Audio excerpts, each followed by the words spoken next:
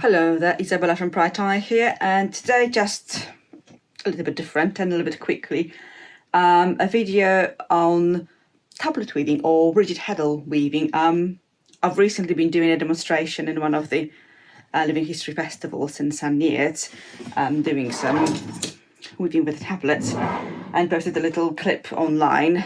I'll put it here as well, and it really sparked quite a lot of discussion and a lot of questions about kind of weavings, about what era were they suitable for, what techniques were used, and basically how to do it. Things that I didn't really consider because I was taught that just like 25 years ago when I was starting my reenactment journey, and we were just taught by friends. And obviously I have lots of online resources, but this is just a sort of a quick introduction. I'm by no way a specialist, and there are people weaving absolutely exquisite replicas of Burqa braids, for example. So what I'm going to talk today is, and to show you, is some very basics for weaving with tablets like these, or weaving with a rigid heddle, which is this kind of thing. And I think this is the easiest way to start with if you're just beginning your journey with weaving. And that kind of weaving will produce just simple braids like that, for example. Or do I've got some ends from my other projects. Let me see if I can find something else. I keep them as a pattern inspirations. Another one, tiny little bit. So these are very, very, very simple ones. And then we sort of have a look at the tablet weaving, which is a little bit more complex. Weaving narrowwares like these ones has basically accompanied people or humans since the beginning of weaving, the moment you started arranging sort of fibrous plants into plaits and then slowly getting weft and weave, so basically crisscrossing the fibres to form fabric. And obviously that's exactly the same as the first fabric were being made, but this one is for everybody to try and would produce strong and versatile braids, not only for decoration, although they were decorative and they were used decoratively a lot in Barking era, for example, and later on, but simpler versions of these ones was just with one colour, for example, or two colours, using whatever scraps of yarn you had in your cottage, would be absolutely a staple good for tying things, because they're very, very strong. Tying strings, adjusting things to do with, you need to lead a cow to a market. That would be quite useful. You can make a horse's head collar from that. You can tie your bedding, loads and loads of things. Strips of that can be used as garters everywhere. So it was something most women would be taught how to make from a child. Children could make it. That's simple. What you need for the rigid heddle, which is usually a piece of wood. Sorry, it's my heater, it's a bit cold here. It's a piece of wood with two different slots for threads to go through and little holes. They're a little bit of a pain if you have fluffy fabric, but we'll deal with that in a second. So that's the basic ones. Now, any kind of narrow weaving, I've got some sort of implements here to show. So I've got a little box loom like this one here, which was just a luxury, to be honest, because it was portable. You didn't have to attach your weaving anywhere. You could sit and weave, chatting to the friends, and that's basically what I was demonstrating recently as a medieval lady. And you have quite a lot of manuscripts and illustrations showing that's what ladies were doing. It was a nice pursuit for them to sit, chat, and be useful at the same time. Same like embroidery. But this, or simplified version, slightly suggestive with the loom.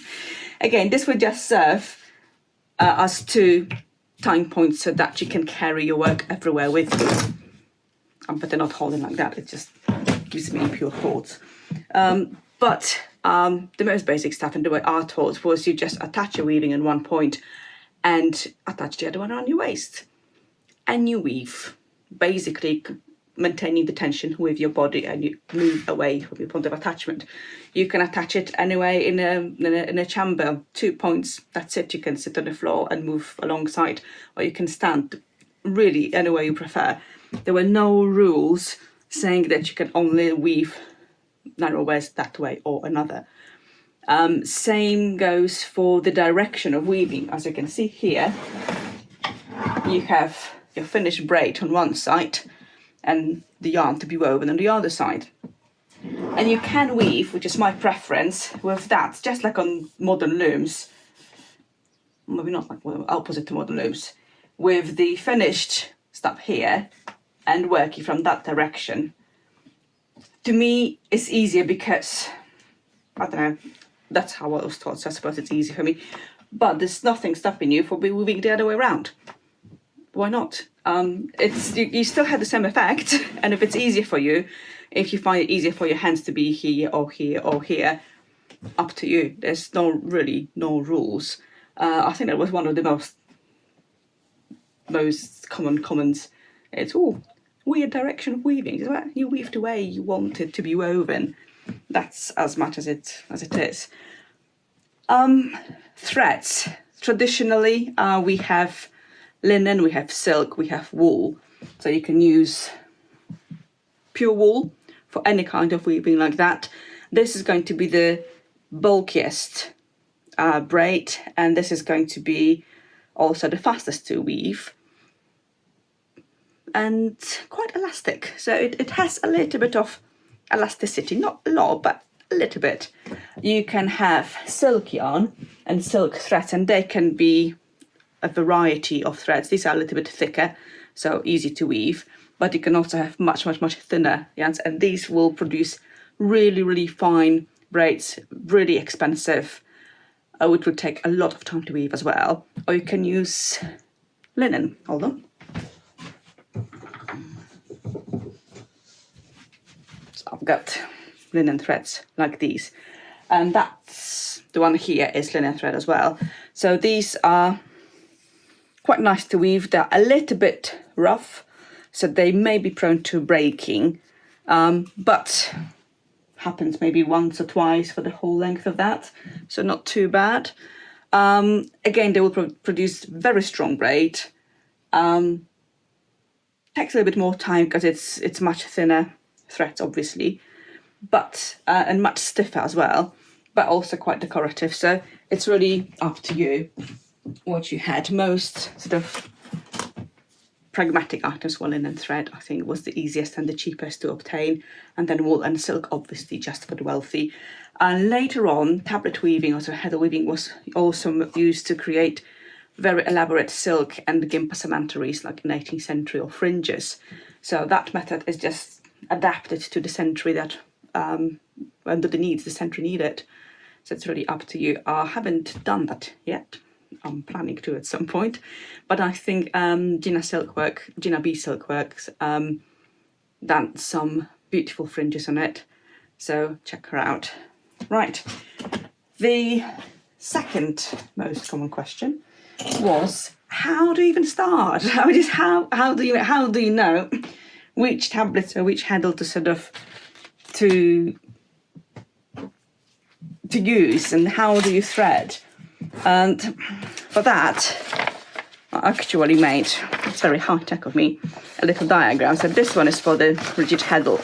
So each slot represents up or down on the rigid heddle. So either a slot or a hole.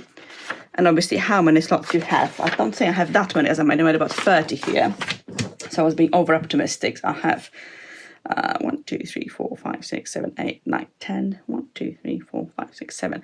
I'll get 17 holes and 16 slots to thread through. Obviously, I can just use 6, for example. You usually use a even number just to make sure that everything works correctly. So let's start with this one. Let's put some stuff aside. And let us, for example, take crayons. Let me see if I can angle this up for me, because you don't need to look at me, you need to look at my amazing art here. So let us say we have, which wool shall we choose? I like wintry colours. Let's have these. Let's have pink, purple and ivory. We have pink, we have blue. Ivory will be just an empty slot. Not sure if you can see it very well.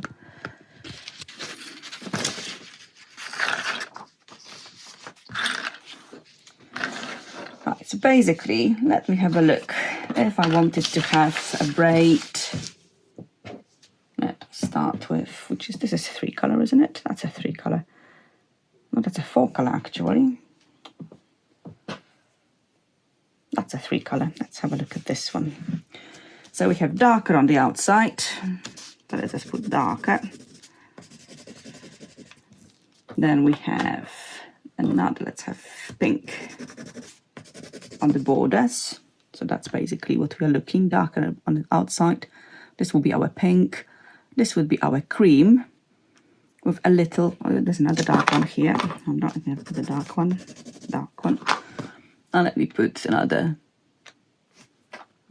pink dot. Let's put the pink dot in the middle. So this is basically your pattern, and you can make it as wide as you want it, or you can make two the same if your heddle is wide enough. You can make up patterns. You can decide to go, okay, I want pink. So I want stripy edges, but I want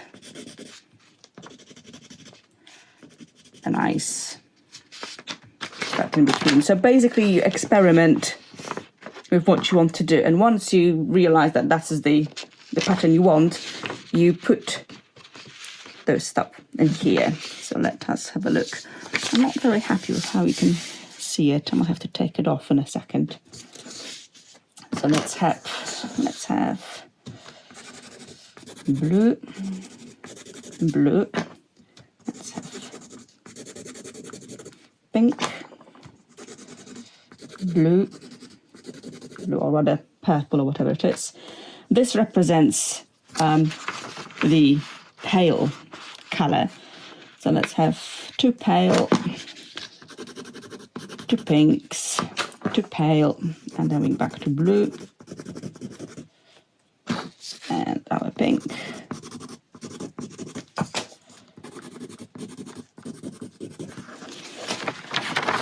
And this is the pattern. So you can see I'm just about almost the whole heddle length for me. I've got 17, so that should be about it.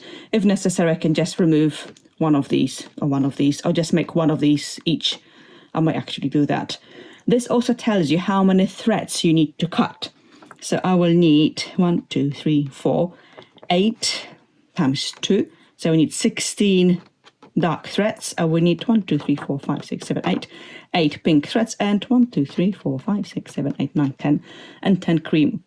Now, if you put the cream here, you will just end up with a long strip.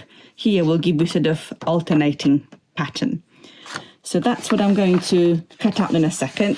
So I'm going to spare you the dullness of that. I'm going to spread it on the floor in a sec. The length of the threads, it's really up to you. Depends how long a braid you need. For the minimal length, I would go about 3 to 4 meters, as that would be enough for basic sort of tunic decoration. Depends really what I want to do. If I want it rich decorated, or it has a lot of hem, I would go for much more, obviously. Also depends how much wool you have. If in doubt, go for longer, because then you end up with, you may have a decoration on a tunic and you may have a nice garter, you never know. But it's also much easier to set it up once and go with it, rather than set it up and do it and run out of threads, and then you have to add individual threads, and that's a pain in the neck. Right, I'm going to get my threads out and let's see what happens. Right, so this is the threads. about 5 meters each. Now, if you cut 5 meter thread, that does not mean you are going to end up with 5 meter braid. Possibly about 4 meters. You remember you will need a little bit in the beginning and the end to actually tie and to work with, so you need a working space, but also they will sort of constrict a little bit. So that's my cut out threads. That's my steps in for the day, I think. I've changed the pattern slightly, depending on, I don't have much thread left. I'll be using the dark one as the thread going across, as the weft. So I don't really want to use all of that. It's best to use the same colour as the edges, it just shows less. And I've added 3 bits here to get a little bit more pink in the middle. So on the rigid heddle, you can go for odd numbers, not ideal, but possible, unlike the tablets. So what I'm going to do is, as you can see, the top layer here will represent my slots. So I'll be weaving through purple, purple, pink, pink, cream, cream, sorry, pink, pink, pink, sorry, cream, cream, pink, pink, pink, and the same on the other side. The bottom row represents these ones here. And they are pain to thread, but I'll need the needle for that. So that's the next step, is threading these. You can, depending on how wide your heddle is, ideally you start from the middle, so that if you have any spares, they sort of balance nicely. If you just do 6 rows and start from this side, it's going to be quite difficult to weave, quite loop-sided. I'm quite okay here because I'm taking most of it, but I will still add a little bit across. So let me have a look if I can get my setup to show you the weaving through. So I've had the pattern here and I've already started threading. I was filming the threading, or I thought I was filming the threading, but later on it turned out I wasn't. So basically, these two are your 2 holes, 2 slots. I started on the pink one, hole and slot, and I need another 2 pink ones. Let me just grab them.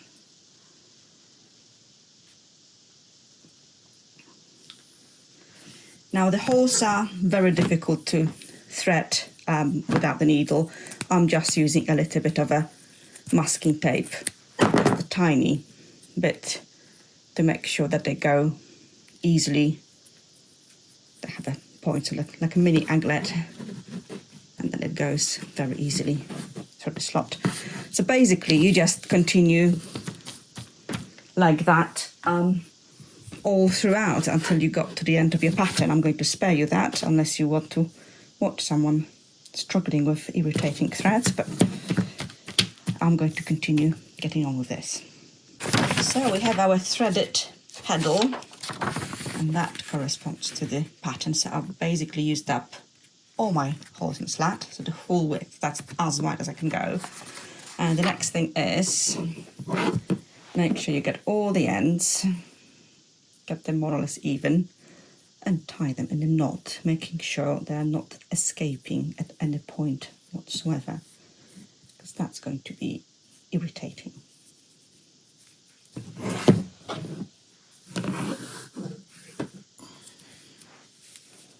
So that's why not.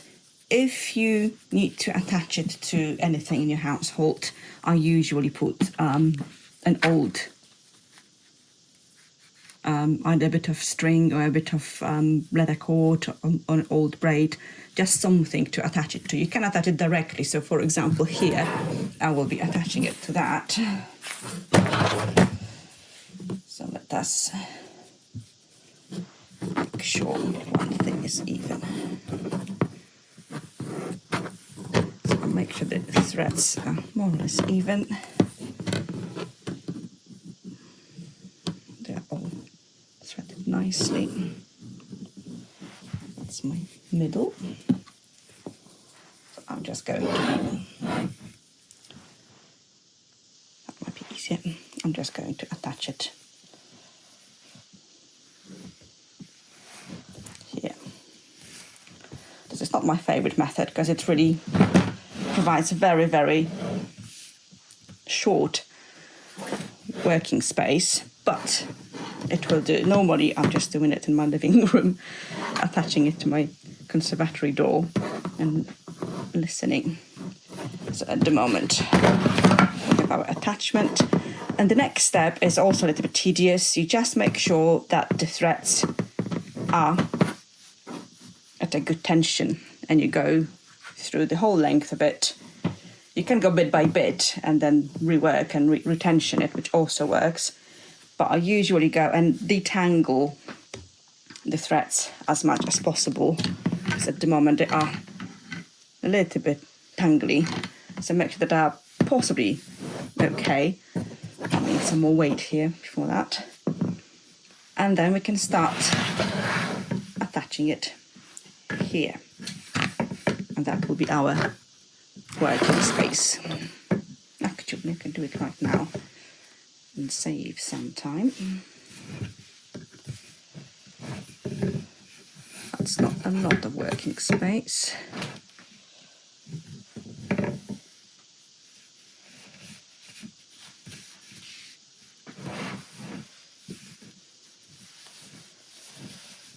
And that should do.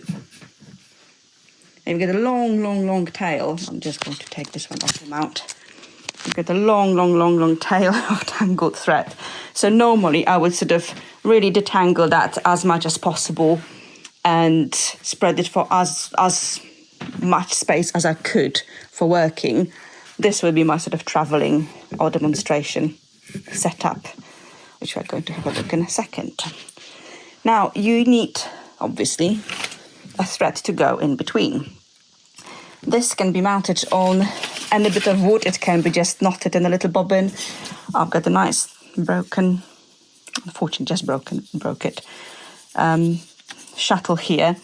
I used to use a bit of a bamboo that I could just hook the thread on the other side. I'm going to try to see if I can find it actually. And then you just need to start weaving. We'll go to that in a second. Well, irritatingly, I couldn't find my favourite bamboo stick, but I've just makeshift one out of very thick card. So all I need is to put some of my yarn on it. And I quite like my cards to have little notches so I can secure the thread when I'm not using it. And then I'm going to tie it at the beginning of my braid.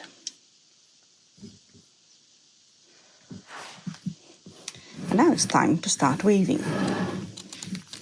So the only movement you'll be doing here is up and down, maintaining the tension. So at the moment, we went up,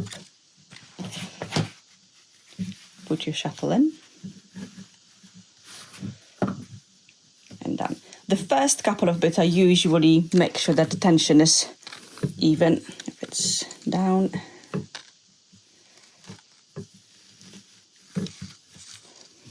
and that everything is threaded correctly.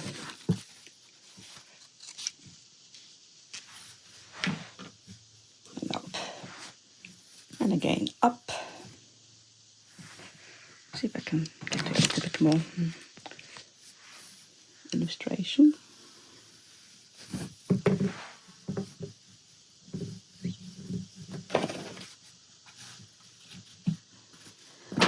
And again, if you want to, you can work from the other side so that you turn it away. If you prefer, you can weave your way from this side. We're going down. Make sure all the things we have over here.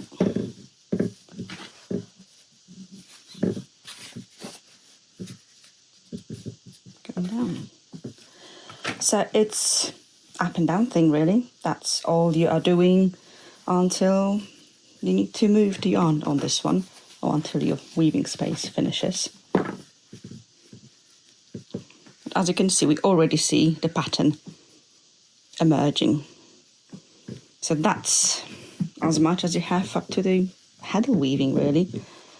Nothing else to it. It's quite therapeutic. I quite like just weaving and listening to audiobooks, or you can watch the telly, because you don't actually need to look when you're what you're weaving. There's really, the only mistake you can make is sometimes not to go through the correct shed, I think it's called. And again, as I say, this implement with funny holding spaces is useful for travel, but it's really not ideal. If you want to get on with it, I would just put it across my room and start from there. And obviously, if you attach it to your waist, that you really control the tension with your body. So that's the heddle weaving. Now, the much more complex is weaving with cards. And these could be, I've got 4 holes here, but you can have square ones. You can have octagonal, you can have triangular, you can have 6 size as well if you want to. So it really depends. Obviously, the more openings, the more complex the pattern could be. So with 4 holes, these ones are made out of horn. So I got them about 25 years ago at one of the Viking markets. I think I've lost some of them as well. Each hole is marked A, B, C, D, or whatever rune you want to put on it. And each tablet will have a number. Ideally, they will be etched. That will be much useful than just putting in with a pen. Ages ago, but still survived 25 years, more or less. This is important until you get a little bit better understanding where the threads go and how the pattern works, because it's really easy to refer directly from the tablet to the pattern. A short note, so these are made of horn. They can be made of wood, they can be made of bone, you can make them out of cardboard. The only thing with cardboard and wood, make sure that the holes are really nicely filed so they do not catch on the threads, because that will saw through your threads quite easily.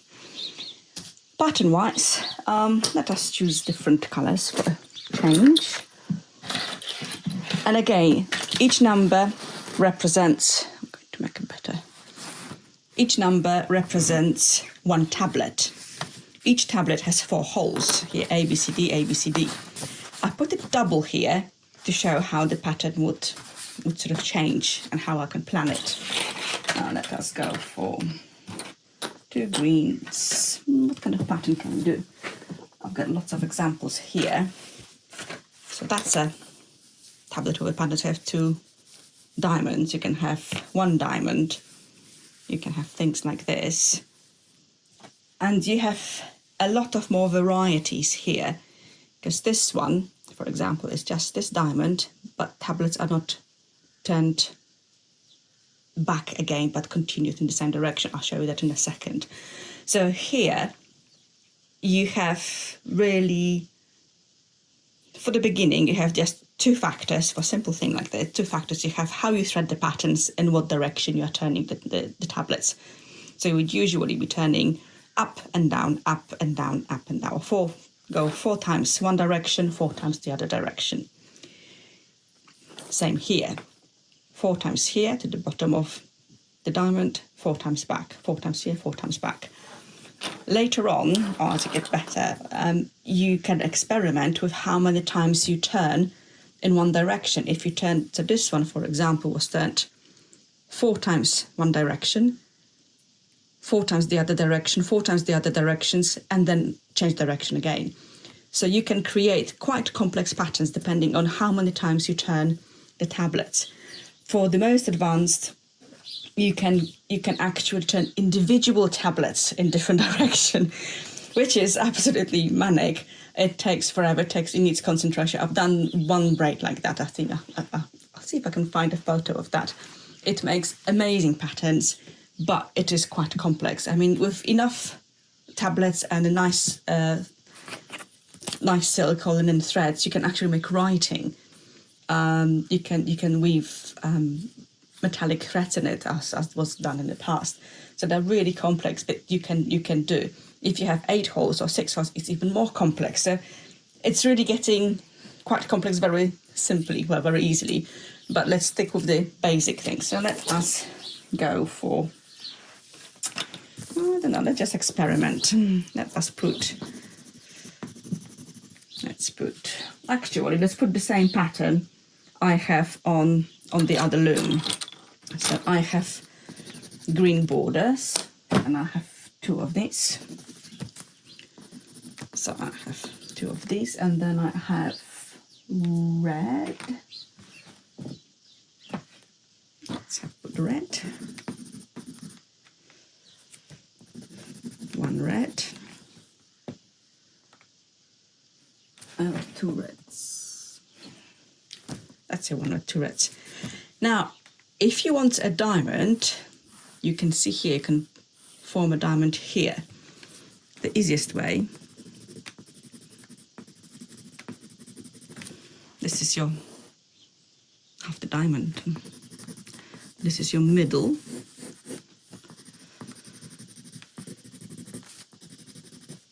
So you can see you do need many more threads.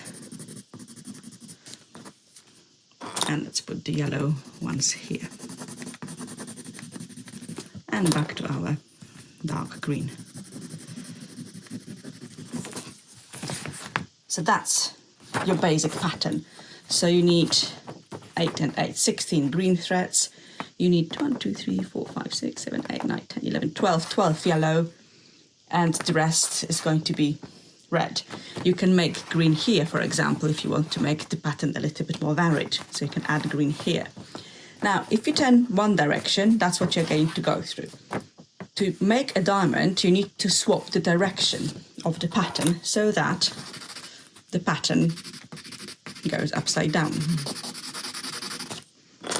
No finesse is needed here. So that's your offset. If you continue to turn in the same direction, you are going to end up with little sort of arrow pattern. So just disregard this one. Ooh, wrong one. So this one will give you arrows. And you can really see it in a second when I sort of demonstrate it on the little loom. So this is just an example. Let's see if I have another one somewhere here. So you can have similar pattern, but let's put our border. Let's have a double border. And let's have only part of it. 1, 2, 3.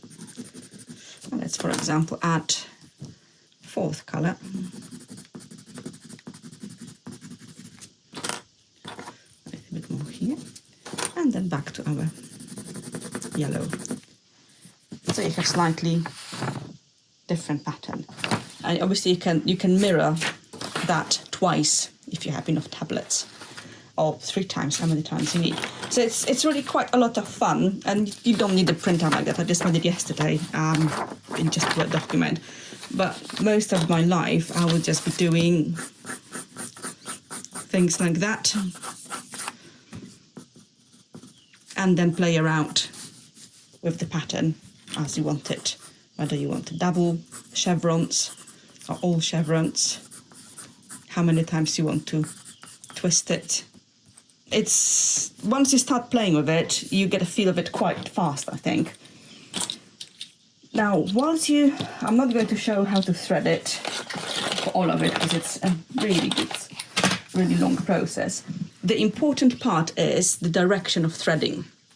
So let's have, that's a number 11 somehow.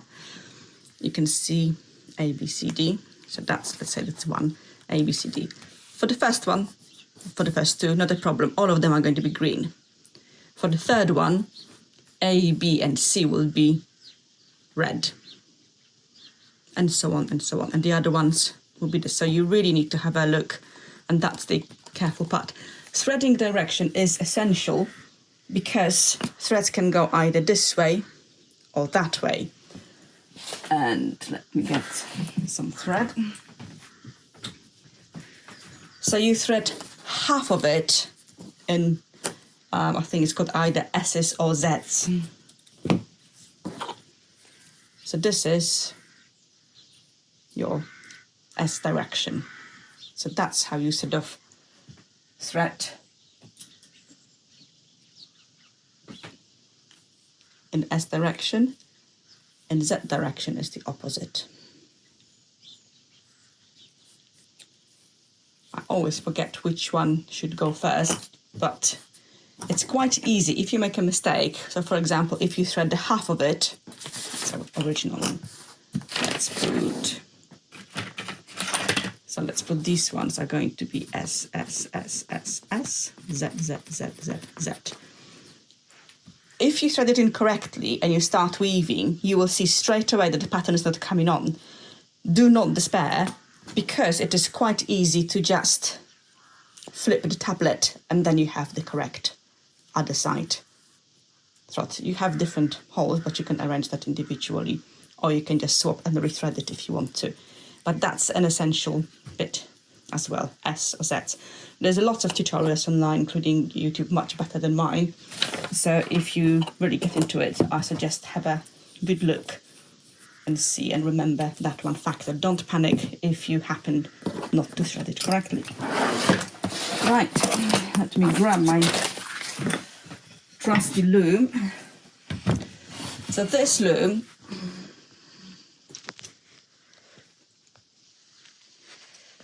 is a nice piece of, it was a box loom. You can see the holes here. That's where you secure the tension.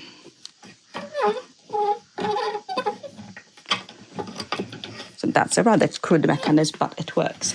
Again, nothing stopping you putting that across your room onto to secure points.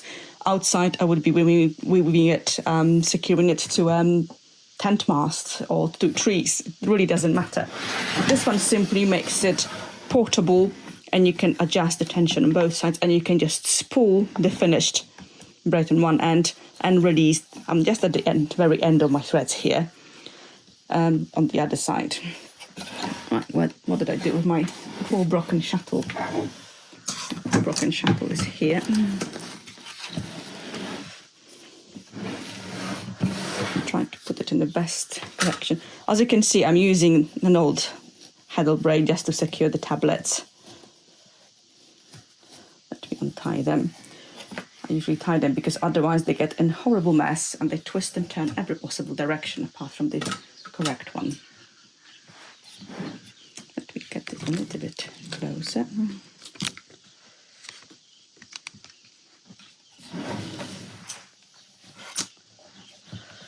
So that's our tablet. So as you can see, I have Z ones on this side. The thread is coming to the outside. Sorry, wrong one. I've got S. Disregard this one. I've got S on one side, so I did write it correctly, and Z's on the outside. As I said, if it didn't work out, you can just turn your tablet. Whoa, come back and stay, please. Right. You always make sure that you move the tablets together, unless you want to move individual one for more complex patterns. I'm not sure what happened here. I think I had a thread that broke and I had to patch it up a little bit. So we're at the beginning of a pattern. One turn. Make sure all threads are here. And you go through with your shuttle. And carry on for the next 3.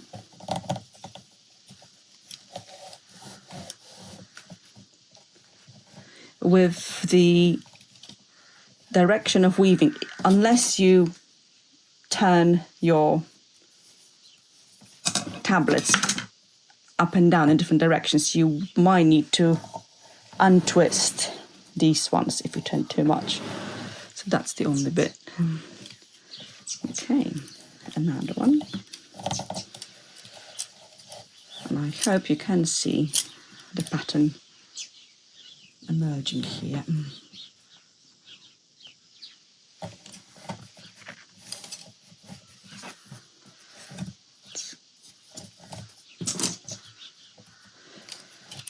And the last one.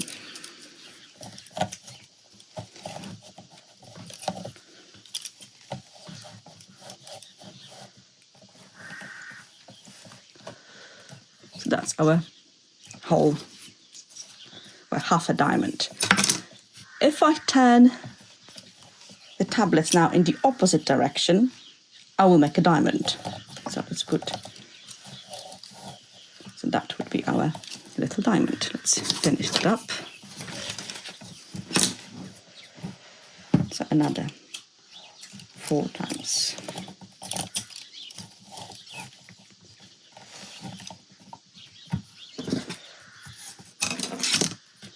Oh, my thread is unspooling.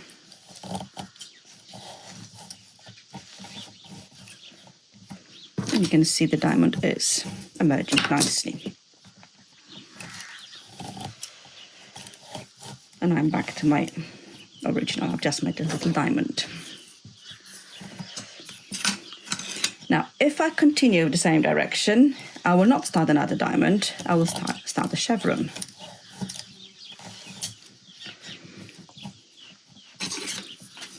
So, yes, you can make mistakes. And when you see something like that, you say, oh, I went one too far. Unless you want to continue with that and make a nice chevron. Or a little fish. Yes, but it's usually just easier if this is a mistake. You just realise, okay, it didn't work out the way I wanted it.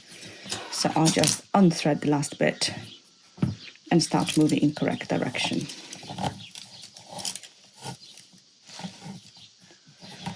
Yeah, this is now correct. And we are back to our original direction. Now we can get another pattern. So that's the absolute basic. And again, once you get into it, it's really a very pleasant way to pass time, being useful while doing other things. And you can see a lot of literature mentioning that. You can also see quite easily later on in 18th century, like gimp would be formed into little loops to provide more decorative bits. Like let's try a little loop. Obviously, it's not a gimp, but you could have loops staying out. So you can actually have 2 wefts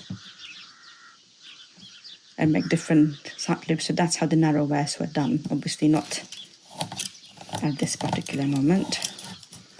So that's your very, very basic braid.